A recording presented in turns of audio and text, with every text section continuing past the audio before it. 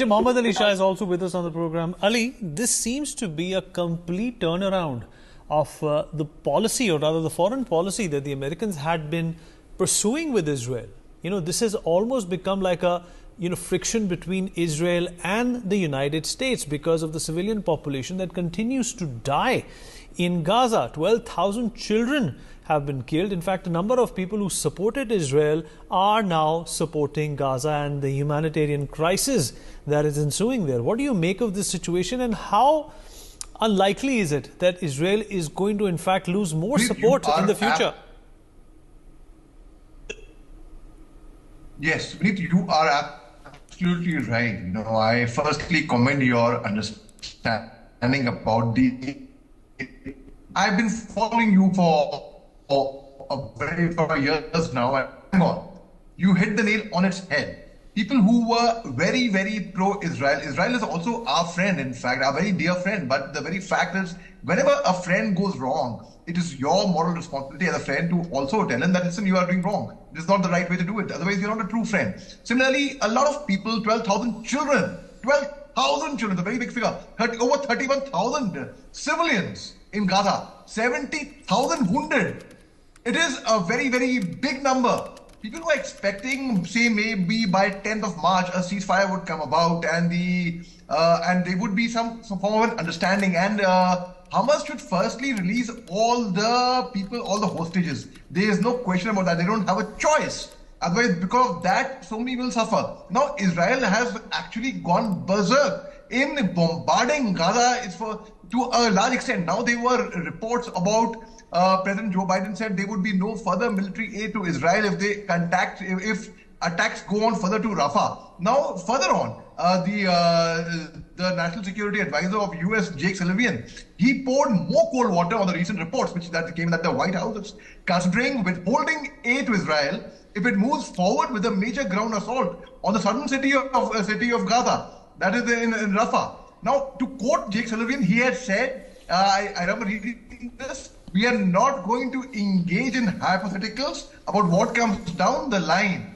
And the reports that purport to describe the president's thinking are uninformed speculation. That's what Jake Sullivan had said. Now, this was during a press conference. Now, Sullivan also reiterated that the US has to, because it's very important for the US to come forward. They won't support an IDF operation in Rafah unless Israel puts down a plan towards the evacuation of over 1 million Palestinians currently sheltered in the city.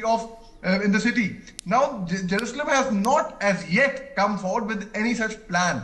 Now, the OIC, they are not on one page, Vineet. There was an OIC meeting recently in Egypt, which was supposed to be conducted in 2 phases. It was held only on 1 phase. Why?